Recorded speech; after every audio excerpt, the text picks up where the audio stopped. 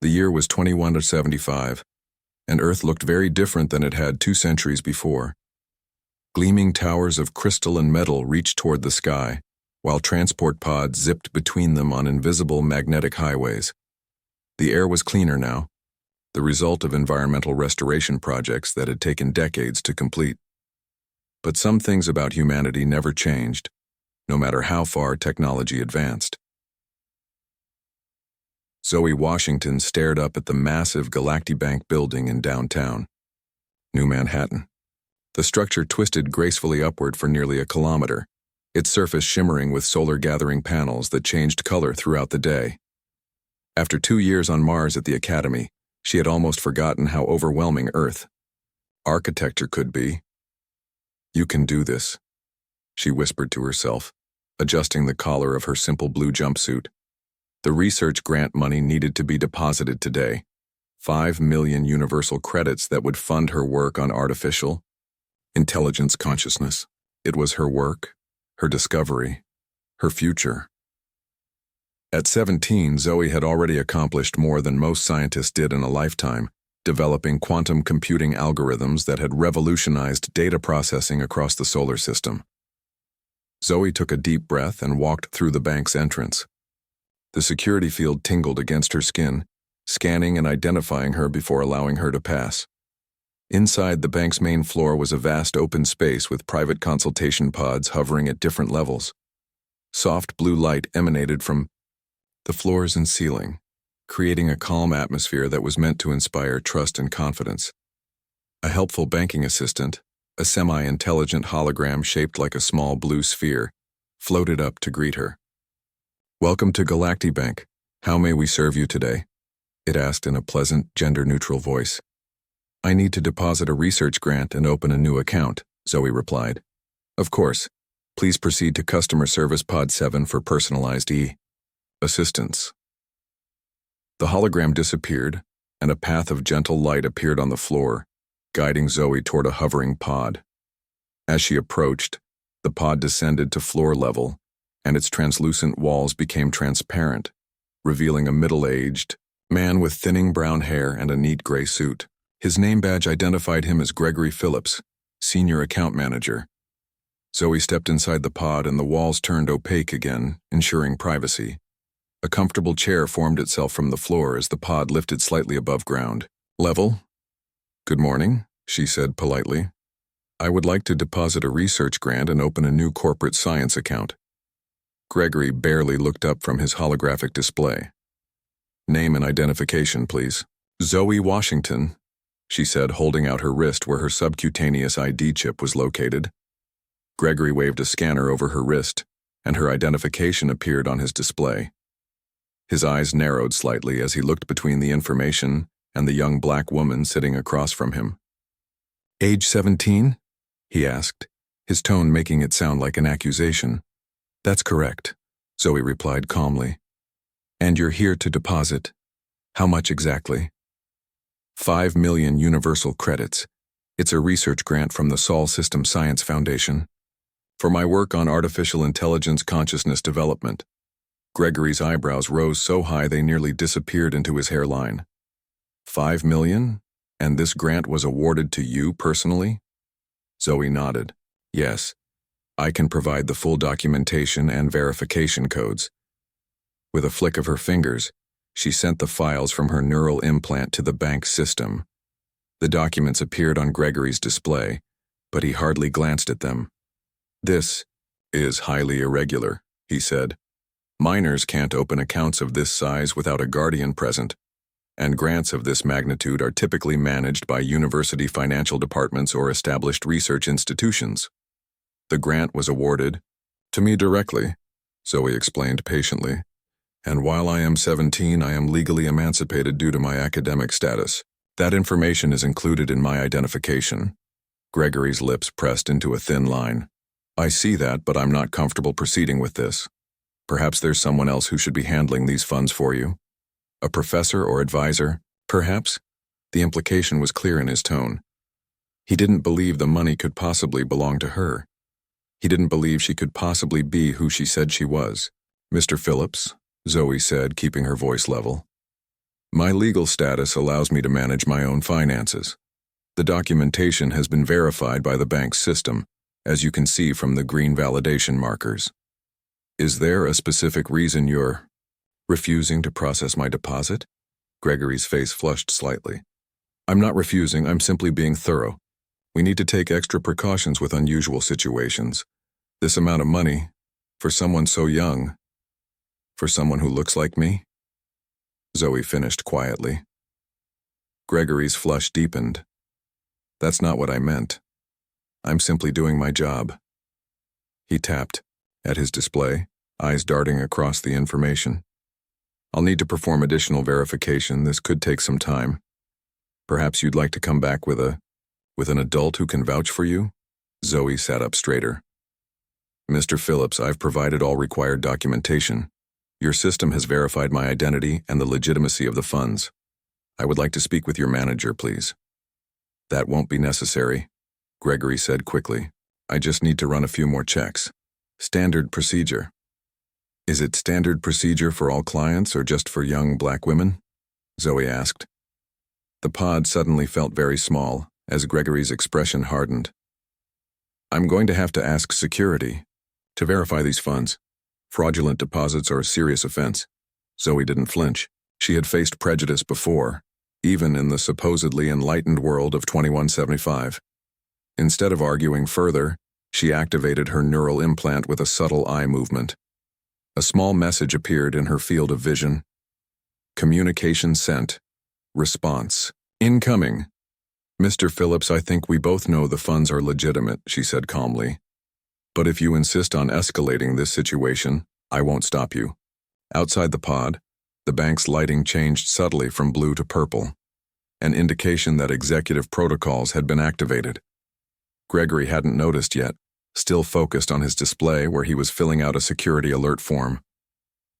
This is for your own protection, he was saying. If the funds are legitimate, you have nothing to worry about. The pod wall suddenly turned transparent again, and Gregory looked up in confusion. Outside, the regular activity of the bank had stopped. Customers and employees alike stood frozen, looking toward the main entrance where a commanding figure had just walked in. Diane Washington moved with the confidence of someone who never needed to ask for permission or approval. Her dark skin contrasted elegantly with her silver business suit, and her short, natural hair framed a face that rarely appeared in public, but was instantly recognizable to anyone who followed business news. Behind her walked 4 people in matching gray suits, her executive team. Gregory's face went pale. Is that? Yes, Zoe said simply. That's my mother. As Diane Washington, CEO of Nexus Innovations and GalactiBank's largest corporate client, walked directly toward their pod, Gregory Phillips finally realized just how badly he had misjudged the situation. Time seemed to slow down as Diane Washington approached the customer service pod. Everyone in the vast bank lobby watched in silence. Even the soft hum of the building systems seemed quieter than before. Gregory Phillips stood up so quickly that his chair disappeared back into the floor. His face had lost all color and a thin layer of sweat appeared on his forehead. He knew exactly who Diane Washington was. Everyone did. As the CEO of Nexus Innovations, she controlled the largest tech company in the solar system. Her company had built the communication networks that connected Earth to Mars and beyond. Her personal wealth was greater than the combined economies of several Earth nations, and she was walking straight toward him with a look that could freeze the sun. The pod door slid open without Gregory activating it. Security protocols had been overridden at the highest level. Mother, Zoe said calmly. I was just trying to open an account. Diane Washington was shorter than her daughter, but somehow seemed to fill the entire pod with her presence. She wore a perfectly tailored silver business suit that seemed to capture and reflect light in impossible ways. Her natural hair was styled in a short, elegant cut that framed her face. Unlike many powerful people, she wore minimal jewelry, just a single ring that served as her neural interface controller. Ms. Washington, Gregory stammered. I had no idea. We weren't expecting. Diane ignored him completely, focusing only on her daughter. Are you all right, Zoe? I'm fine, Zoe replied. Just experiencing some difficulties with the deposit process. Diane nodded once, then finally turned her attention to Gregory. Her voice was quiet but carried an unmistakable weight.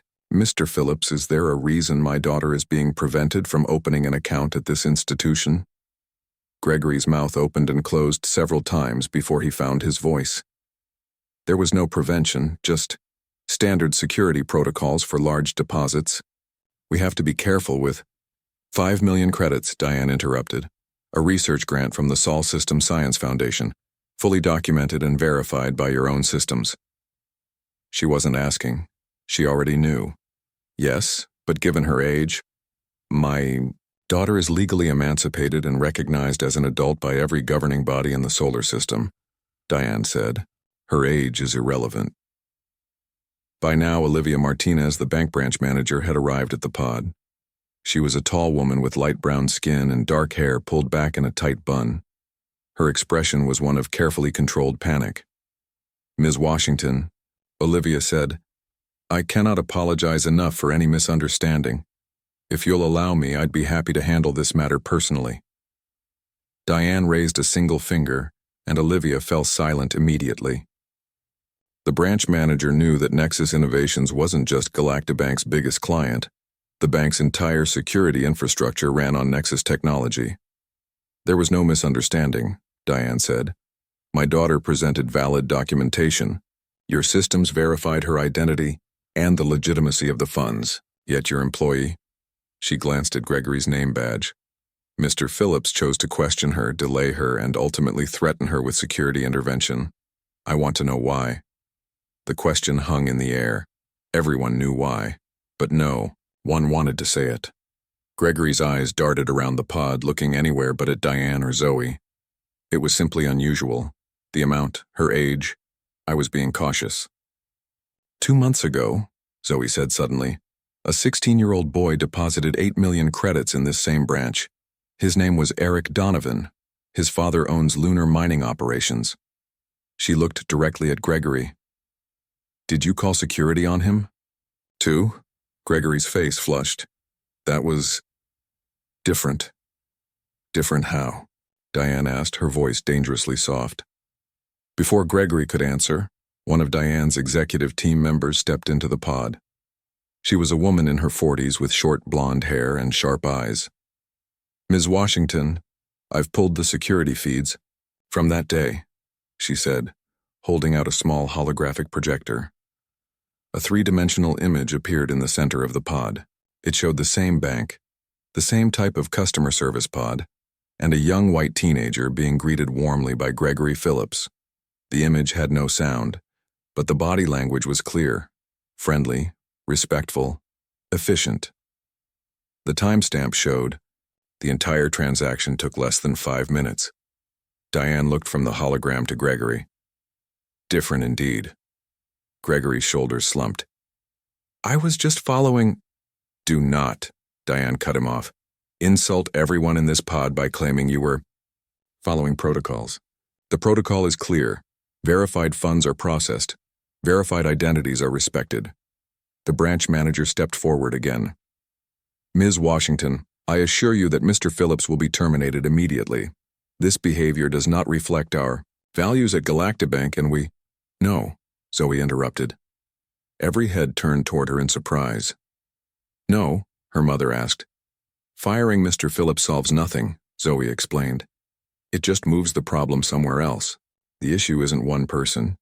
It's a system that still allows this kind of bias to exist. She looked around the pod. We're supposed to be better than this by now. We've spread to other planets, but we still haven't solved the problems in our own minds. A small smile appeared on Diane's face, the look of a proud parent. What do you suggest then? Zoe turned to face Gregory, who couldn't meet her eyes. Mr. Phillips, do you know what my research involves? He shook his head silently. I'm developing artificial intelligence systems that can recognize and eliminate unconscious bias. The grant you tried to deny me is funding work that might eventually help people like you understand your own actions better. She paused. I think you should be part of that research. Gregory finally looked up, confusion clear on his face. What do you mean? Instead of firing him, Zoe said to Olivia Martinez, assign him to work with Nexus Innovations on developing new training protocols for GalactiBank staff. Make him part of the solution. Diane's smile grew wider. My daughter sees potential where others might only see punishment. It's why she'll change the world. She turned to the branch manager. Ms. Martinez, I expect a full report on bias incidents at all GalactiBank branches within 24 hours. My team will work with yours to implement my daughter's suggestion, a comprehensive program to identify and eliminate discriminatory practices.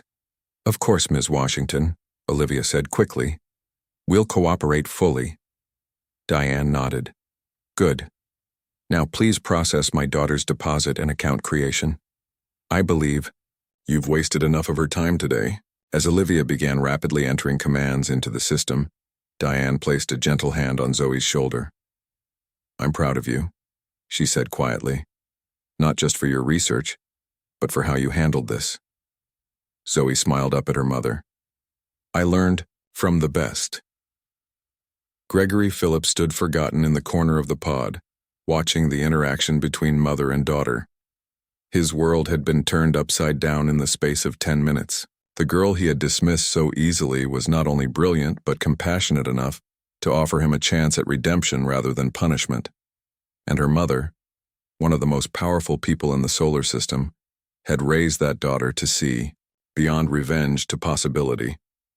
As he watched them, Gregory began to understand that he had been offered something rare and valuable, an opportunity to change.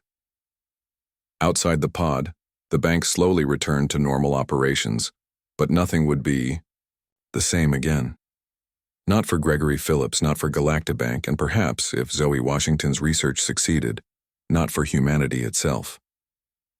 The news spread across Earth and to the colonies beyond with the speed of light. By the next morning, everyone had seen the security footage from GalactiBank. The story was perfect for the public's appetite. A brilliant young scientist, a prejudiced bank employee, and the powerful CEO mother who arrived just in time. The fact that the young woman had chosen mercy over revenge only made the story more compelling. Zoe sat in her new apartment, watching the holographic news reports floating in the center of her living room. The place was small but comfortable, with large windows overlooking the rebuilt Central Park of New Manhattan. Plants grew along the walls, providing both decoration and improved air quality. Her few possessions from Mars were still in shipping crates, waiting to be unpacked. Computer, volume down, she said, and the news anchor's voice became quieter. Her neural implant chimed with an incoming call. Zoe smiled when she saw who it was. Accept call, she said. A holographic image of her best friend, Aiden Carter, appeared in the middle of the room. He was a tall young man with dark brown skin and a wide smile. Currently, he was still on Mars, finishing his studies at the academy. Zoe Washington, he exclaimed. You're famous. The whole solar system is talking about you and your mom taking down that bank guy. Zoe shook her head. We didn't take him down, that's what everyone is getting wrong. What do you mean? The footage is everywhere. He tried to stop you from depositing your grant money because you're black. Your mom showed up and put him in his place. It's the perfect story. Except it's not about taking people down, Zoe said. It's about lifting people up. I didn't want him fired. I want him to learn and change. Aiden's holographic image walked around her living room, examining the space. Always the optimist. You really think people like that can change? I have to believe they can. Otherwise, what's the point of my research? If bias is permanent, why am I developing AI systems to help people recognize and overcome it? Her friend nodded slowly. Fair point, so what happens now? Before Zoe could answer, her neural implant chimed again. I have another call coming in. Can I contact you later? Sure thing. Don't forget about us regular people now that you're a celebrity. Aiden's image disappeared and Zoe accepted the next call. This time, Olivia Martinez, the GalactiBank branch manager, appeared. Ms. Washington, she said formally. I hope I'm not interrupting anything important. Not at all, Zoe replied. And please call me Zoe.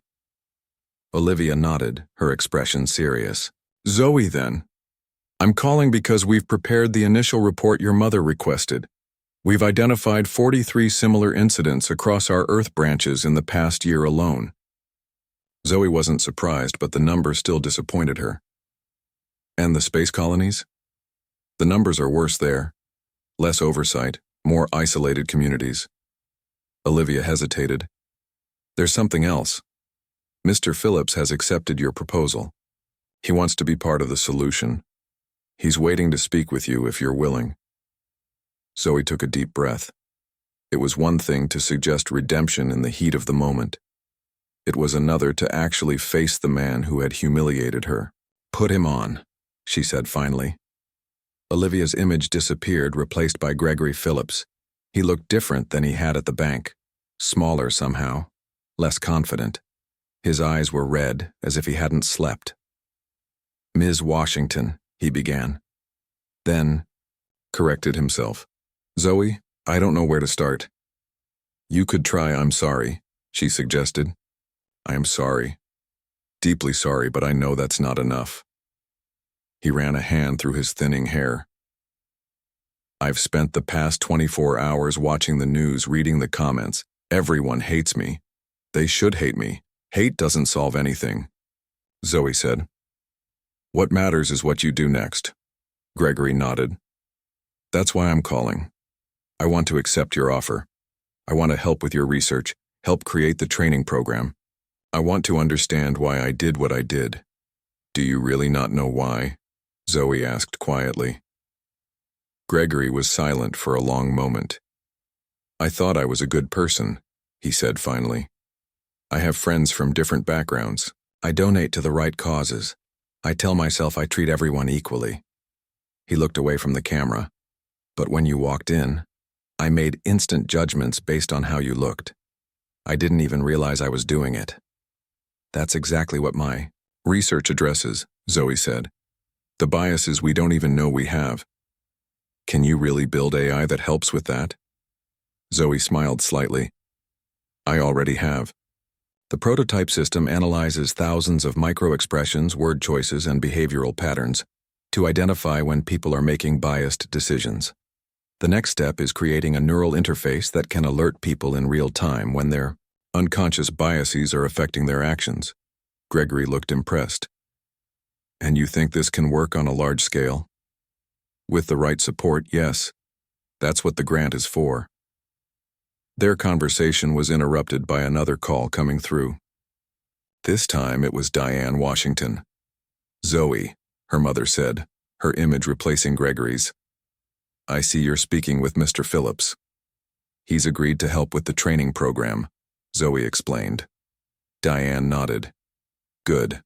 Galactibank's board of directors has approved our proposal.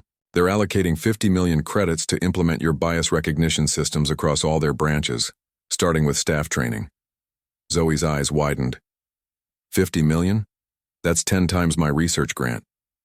They recognize the potential, Diane said, and they're afraid of the bad publicity if they don't take decisive action. She smiled slightly. Fear and opportunity can be powerful motivators for change. I'll need a bigger team, Zoe said, already thinking of the possibilities. And access to Galactibank's transaction data to train the AI properly. You'll have whatever you need, her mother assured her. I've also received calls from 6 other financial institutions wanting similar systems. Your research is about to become the center of a much larger movement. Zoe sat back, taking it all in. What had started as a simple bank deposit was transforming into something that could change how financial institutions operated throughout the solar system. There's one more thing, Diane added. Gregory Phillips. What about him? If he's going to be part of this project, I want him working directly with you. No hiding in the background. He needs to be the public face of change. Gregory's voice came through, though his image didn't reappear. I'll do it, whatever it takes. Diane's expression remained neutral. We'll see. Actions matter more than words, Mr. Phillips, but everyone deserves a chance to be better tomorrow than they were yesterday. She looked at her daughter with pride. Zoe taught me that. After the calls ended, Zoe walked to her window and looked out at the city. New Manhattan glittered in the afternoon sun, a monument to human achievement. Spacecraft regularly departed from the spaceport on the horizon, connecting Earth to humanity's expanding presence among the stars. Yet for all their technological progress, people still struggled with the same biases that had plagued humanity for centuries. Maybe, Zoe thought, her work could help bridge that gap between technological advancement and human understanding. Her neural implant chimed with dozens of new messages, researchers wanting to join her team, news outlets requesting interviews, even job offers from companies impressed by her handling of the situation. The universe had just opened up in ways she hadn't anticipated, all because she had chosen understanding over anger, growth over punishment. As the sun began to set over New Manhattan, Zoe Washington began drafting plans for a future where technology didn't just connect people across space, but helped them truly see each other. 6 months passed quickly. Zoe's small apartment had been replaced by an entire floor in the Nexus Innovations building.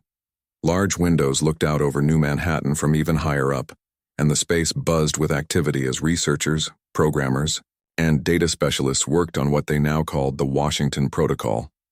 Zoe stood in front of a large holographic display showing the latest test results. The AI system was learning faster than expected, identifying patterns of bias in financial transactions across the solar system. Next to her stood Gregory Phillips, looking very different from the bank employee who had tried to deny her service half a year ago. Gregory had lost weight and gained purpose. His suits were still neat, but now he wore the silver and blue colors of the Washington Protocol team. More importantly, his eyes had changed. The defensive, fearful look was gone, replaced by the clear gaze of someone who had faced his flaws and committed to overcoming them.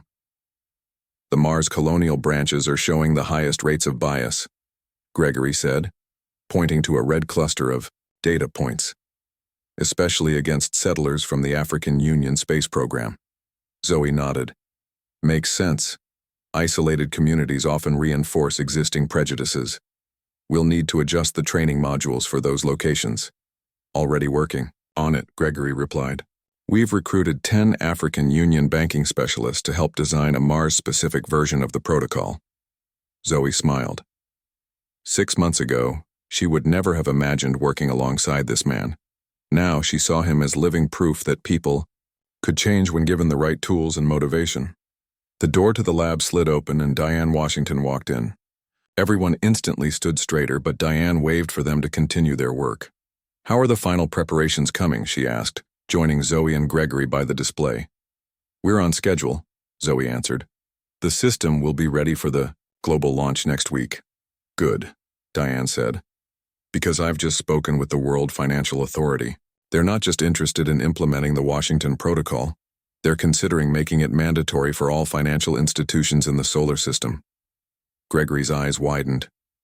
Mandatory? That would mean every bank, every credit union, every loan office. From Earth to the outer colonies, Diane confirmed. Your work is about to become the new standard, Zoe. Before Zoe could respond, her neural implant chimed with an urgent message. We have a situation at Galactibank's Luna branch, she said, reading the alert.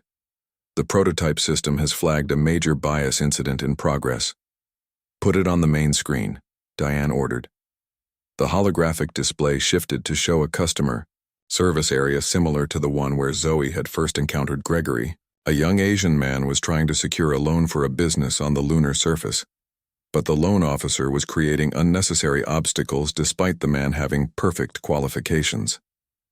The system caught it, Gregory said with satisfaction. It's alerting the branch manager now.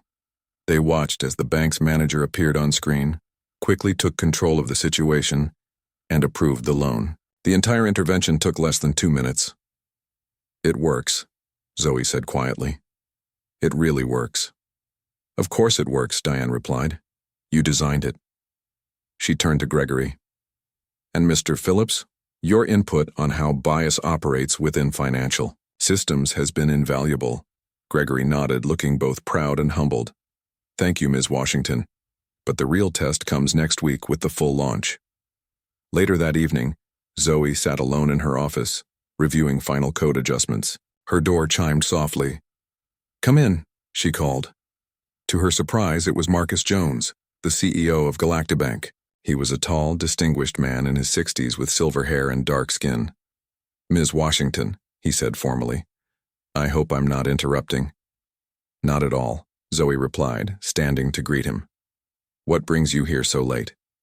Marcus walked to the window, looking out at the city lights. "I wanted to speak with you privately before the launch next week." He turned to face her. "6 months ago, one of my employees nearly turned you away from our bank. I need you to know how deeply I regret that incident." "Mr. Phillips has more than made up for his actions," Zoe assured him. "Yes, he has. But the problem wasn't just one man. It was a culture that allowed such behavior to exist." Marcus walked to a chair and sat down heavily. "I've been CEO of Galactibank for 15 years. In that time, we've expanded to every human settlement in the solar system. I've been so focused on growth that I failed to ensure we were growing in the right way." Zoe sat across from him. "That's changing now." "Because of you," Marcus said. "Your mother and I have known each other for decades. She's always been 10 steps ahead of everyone else. Now I see her daughter as the same." "I'm just solving a problem," Zoe said simply. "No, you're solving the problem."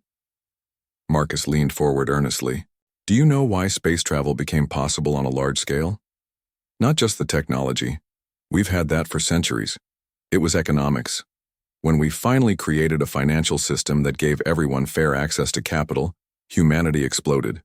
Outward. People who had been denied opportunities on Earth founded the first colonies on Mars and beyond." Zoe nodded. She knew her history.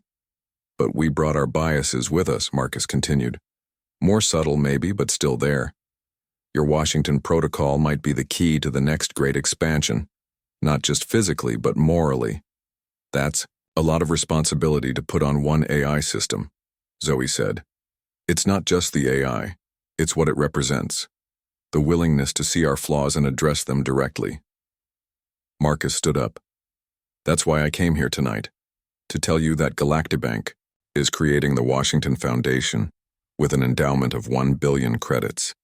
The money will be used to implement your protocol in financial institutions that couldn't otherwise afford it, particularly in the outer colonies." Zoe stood as well, stunned by the figure. 1 billion? A small price to pay for a future where everyone is truly treated equally. Marcus extended his hand. "Your mother may run the most powerful tech company in the system, but you, Zoe Washington, may end up having an even greater impact on humanity." As they shook hands, Zoe thought about how differently things might have gone 6 months ago. If her mother hadn't arrived at the bank, if she had demanded Gregory be fired, if she had walked away angry instead of seeing an opportunity for change. "We all have choices," she said to Marcus. "I'm just glad we're making better ones now." After the Galactibank CEO left, Zoe returned to her window. The city below was full of people going about their lives, most unaware that next week a new system would begin working silently in the background, helping humanity see itself more clearly. Her neural implant chimed with a message from her mother. The lunar incident today made the news. Gregory's interview explaining the system was excellent. "You've changed him completely." Zoe smiled. One person at a time, one system at a time. The stars were within humanity's reach. Perhaps understanding, each other was finally within reach too. 1 year after the incident at Galactibank, the Grand Hall of the World Financial Authority was filled to capacity. Located in the massive orbital station above Earth, the hall's curved walls were transparent, offering a breathtaking view of the blue planet below. Representatives from every human settlement in the solar system had gathered for what many were calling a historic day. Zoe Washington stood at the edge of the stage, watching as the final preparations were made. At 18, she was by far the youngest person to ever address this august body. Her simple blue dress stood out among the formal business attire worn by most attendees, a deliberate choice to remind everyone of who she had been that day at the bank. "Nervous?" asked Gregory Phillips, who stood beside her in the silver and blue uniform that all Washington Protocol team members now wore. "A little," Zoe admitted. "I didn't expect so many people."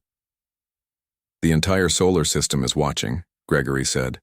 Not just the people in this room, but billions more via neural feeds and holographic broadcasts. Diane Washington approached them, elegant as always in her signature silver suit. "It's time," she said to her daughter. "Are you ready?" Zoe nodded. "As ready as I'll ever be." Together, the three of them walked onto the stage. Diane took a seat in the front row while Zoe and Gregory continued to the podium. The hall fell silent. "1 year ago," Zoe began, her voice clear and strong, "I walked into a bank to deposit a research grant. What happened that day has been seen by billions of people. But today isn't about what went wrong, it's about what went right afterward." She gestured to Gregory beside her. "Mr. Phillips and I represent something rare in human history. The opportunity to turn a moment of bias into a movement for change." Gregory stepped forward. "I was that bank employee," he said, and a murmur went through the crowd. Most knew the story, but hearing him admit it publicly still had power. "I made judgments based on appearance, age, and yes, race. I was wrong. And thanks to Zoe Washington's compassion, I was given the chance to be part of the solution instead of remaining part of the problem." Zoe returned to the podium. "The Washington Protocol is now active in every financial institution in the solar system.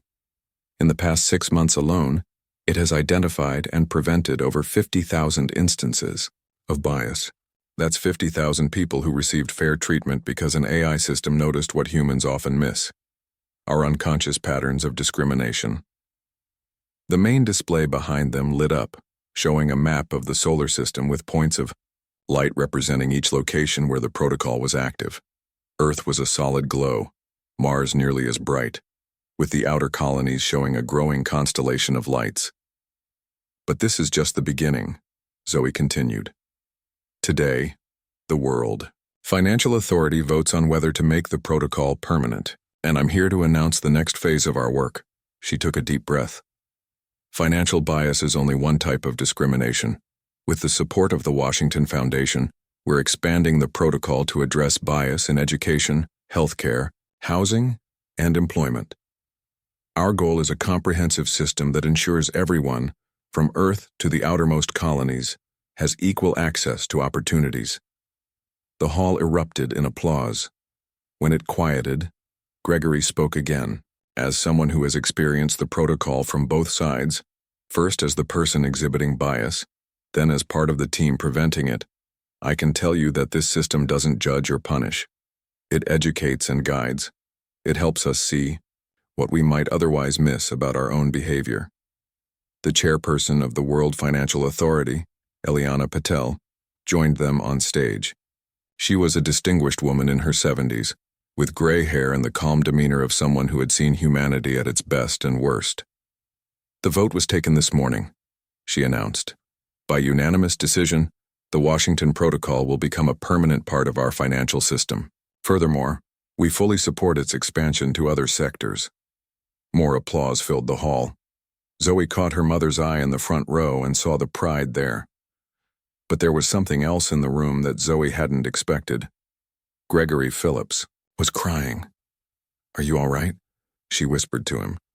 He nodded, wiping his eyes. "A year ago, I was the villain in the biggest news story in the solar system.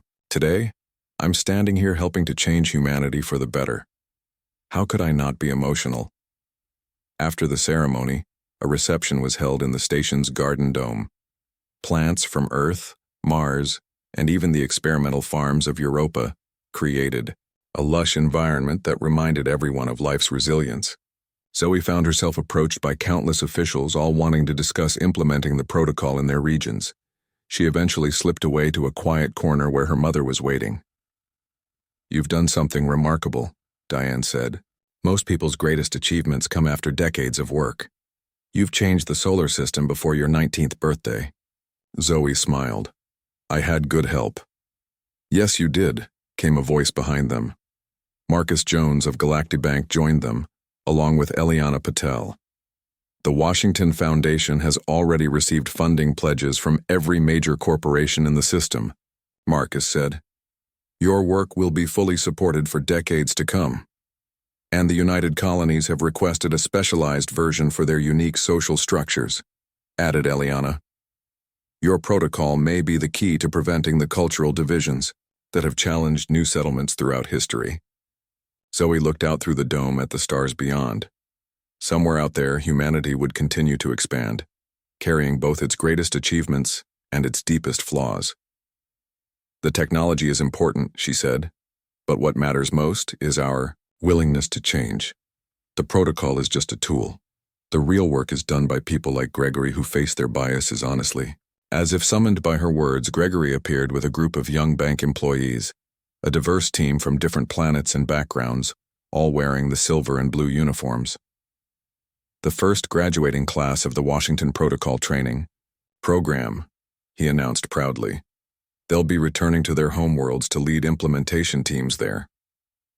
Zoe walked over to meet them, shaking hands with each person. Their faces were eager, committed to the work ahead. In them, she saw the future, not just of her protocol, but of humanity itself. Later, as the earth turned below the station and light gave way to shadow, Zoe stood alone by the dome's edge.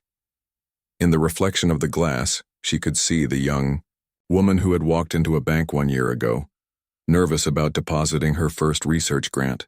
That woman could never have imagined where that simple errand would lead. The stars shone steadily beyond her reflection. Humanity had reached for them physically, building colonies and outposts across the solar system.